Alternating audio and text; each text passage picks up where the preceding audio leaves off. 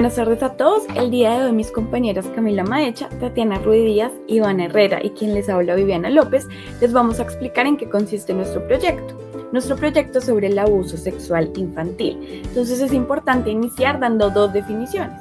La primera está planteada por el Instituto Nacional de Medicina Legal y nos dice que el abuso sexual a menores sucede cuando se involucra a un menor en una actividad sexual y esta persona, o sea el niño, no tiene ni la madurez psicológica, biológica ni social para entender y consensuar la actividad. La segunda es que el abuso sexual infantil es toda interacción entre un niño y un adulto con el fin de que el adulto se estimule él mismo, estimule al niño o estimule a otra persona.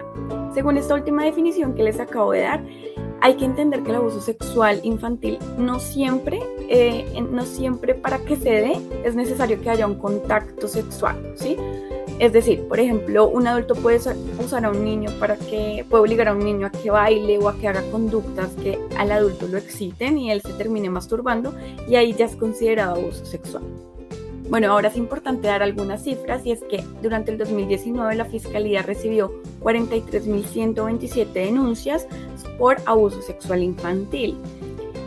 También que entre enero y octubre del 2020 el Instituto Nacional de Medicina Legal realizó 13.000 pruebas médico-legales para evaluar un presunto abuso sexual, lo que corresponde a más o menos 43 exámenes diarios.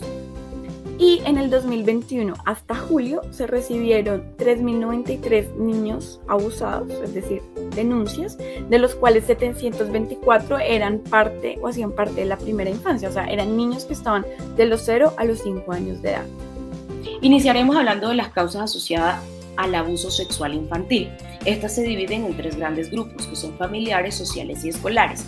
En las causas familiares, diferentes estudios han revelado que en el hogar es donde los niños tienen más alto riesgo de abuso, porque la mayoría de los casos los abusos son realizados por personas cercanas al niño, es decir, padres, padrastros, tíos, etc. Esto sin desconocer que en algunos casos también puede que el abuso sea realizado por personas ajenas al núcleo familiar, es decir, por desconocidos. En cuanto a las causas sociales, se refiere a las condiciones económicas, la formación del núcleo familiar, la disfunción familiar y aquellas asociadas a la cultura de los padres. También está el orden afectivo familiar, lo cual se relaciona con la conciencia y la responsabilidad de los adultos para con los menores. Por último, están las causas escolares, lo cual se ha evidenciado que el incremento desmedido del abuso sexual en infantes se presenta por la carencia en el sistema educativo a la hora de brindar una capacitación acerca de este flagelo, razón por la cual este acto cobra cada vez más víctimas con resultados onerosos en niñas que oscilan entre 10 y 12 años en adelante. Por otra parte, tenemos las manifestaciones del abuso sexual infantil, que dividimos en tres categorías. La categoría de las manifestaciones físicas, la categoría de las manifestaciones conductuales y la categoría de las manifestaciones psicológicas. Dentro de las manifestaciones físicas se encuentra el traumatismo genital y anal, el desgarro del frenillo labial y las enfermedades de transmisión sexual. Dentro de las conductuales encontramos que estas se dividen en la internalización y la externalización. La internalización se manifiesta por medio de depresión y ansiedad en los niños, mientras que la externalización se puede reflejar con problemas en la conducta sexual o con agresión e irritabilidad en los menores. Finalmente, en las manifestaciones psicológicas están los trastornos del humor, las pesadillas, las fobias y los terrores nocturnos y la erotización inadecuada para la edad. Esto quiere decir que el niño o la niña presentan comportamientos sexuales que no van acorde con la edad que tienen. Continuando, sabemos que un niño que ha sido abusado sexualmente puede presentar algunas consecuencias. Entre estas consecuencias podemos encontrar 4 subdivisiones. Tenemos las psicológicas, tenemos las emocionales, tenemos las cognitivas y tenemos las conductuales.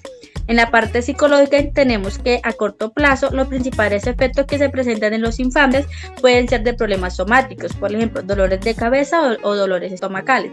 También tienden a presentar retraso en el desarrollo, ansiedad, estrés, presentan también retraimiento y tienen un comportamiento muy marcado hacia la conducta sexualizada.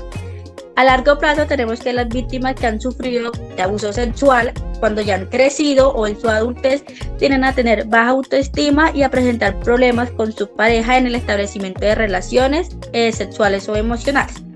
Luego tenemos el área emocional. En esta parte, a corto plazo, pues hay sentimientos de tristeza y desamparo. También hay cambios en el estado de ánimo, hay irritabilidad, hay temores, vergüenzas y culpas.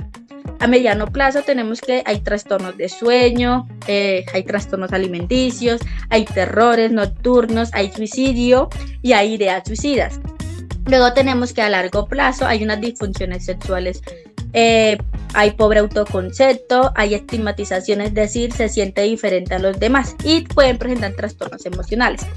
Luego tenemos la parte cognitiva. En la parte cognitiva, a corto plazo, encontramos que hay un bajo rendimiento, hay problemas para concentrarse y prestar atención, y también hay poco interés por realizar las tareas cotidianas escolares.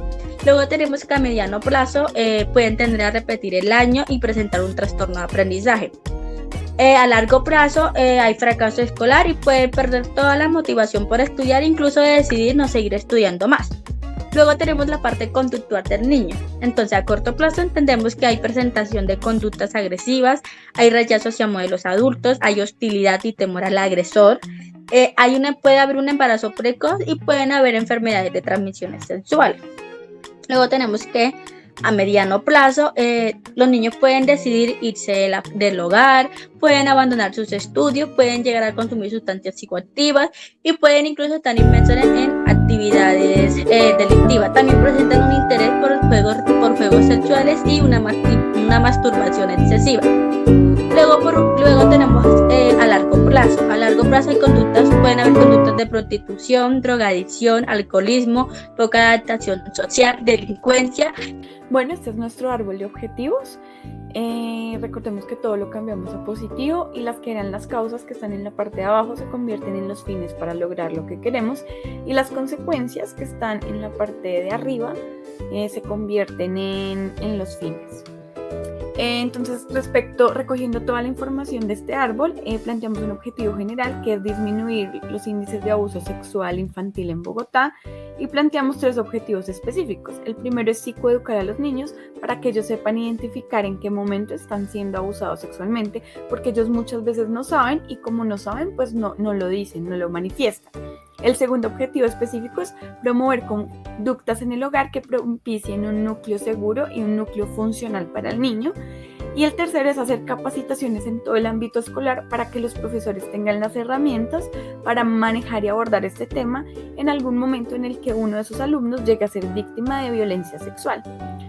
Muchísimas gracias a todos por su atención.